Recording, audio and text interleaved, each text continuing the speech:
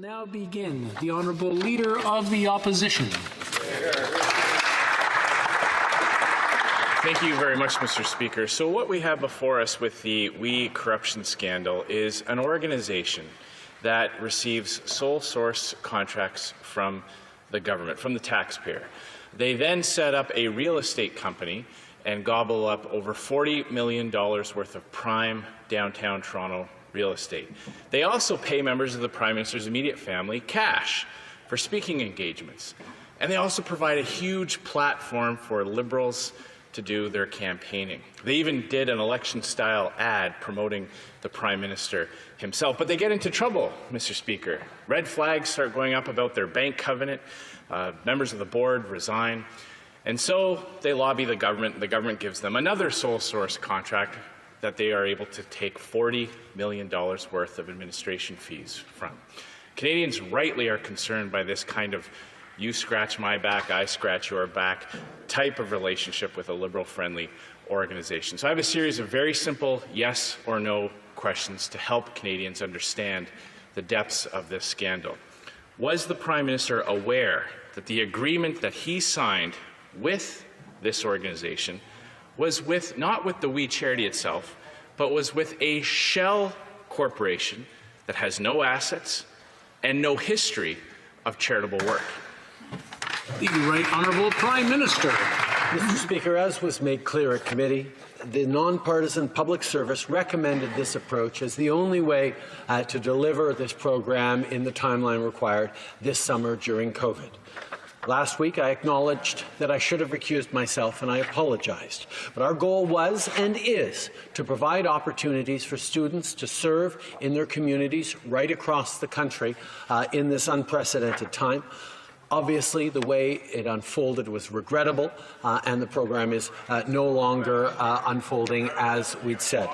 In regards to aspects of the We Charity Foundation, the public service worked to find the best possible delivery of this program to get student grants for volunteer hours. The public service worked with the WE organization to develop the agreement, and the work was done and negotiated at the officials level in those details.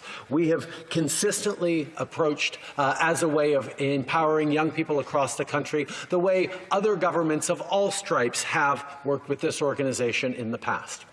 The Leader of the Opposition. That didn't answer the question, Mr. Speaker. Was the Prime Minister aware that this agreement was being signed with a shell corporation with no history of charitable work? Yes or no? Right Honourable Prime Minister. The details of the agreement was worked out at the officials level. The Honourable Leader of the Opposition. The Minister has to understand it's not about him recusing himself from this decision. The Clerk of the Privy Council himself said that it would be impossible for the Prime Minister and the Finance Minister to recuse themselves from giving a sole source contract to an organization with such close ties to the Liberal Party and his immediate family. Was the Prime Minister aware that the shell corporation that signed the contracts' sole stated purpose was to hold real estate? The Right Honourable Prime Minister. As I said, Mr. Speaker, governments of all stripes, including Stephen Harper's government, worked closely with this organization to deliver opportunities for young people.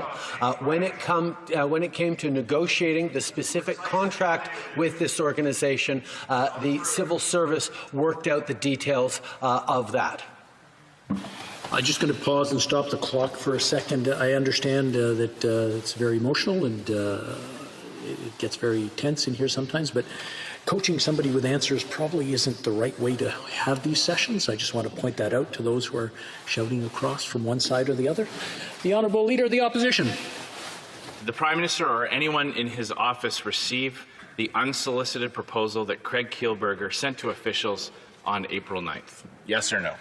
The Right Honourable Prime Minister. No, Mr. Speaker, we move forward on creating a program that would get young people to serve right across the country. The civil service made recommendations around which organization we could partner with. The Honourable Leader of the Opposition. Did the Prime Minister or anyone in his office receive the proposal that included the student grant program that was sent to the Finance Minister's office on April 21st, a day before the announcement was made? Yes or no? Right Honourable Prime Minister. Mr. Speaker, throughout my career and throughout the life of this government, we've been focused on giving opportunities to young people in a range of ways, and we've continued to look to do that during this COVID crisis. Leader of the Opposition. Speaker, he answered no to the previous question, but he couldn't answer yes or no to that question. So I wonder what that means, Mr. Speaker. Did the Prime Minister or anyone in his office speak to anyone at prior to his April 22nd announcement on the student grant? Right Honourable Prime Minister. Mr. Speaker, giving opportunities to young people through service and volunteer work across the country was important to this government, has been important to this government for an awfully long time. We will continue to look to create opportunities for young people. We will make America great again.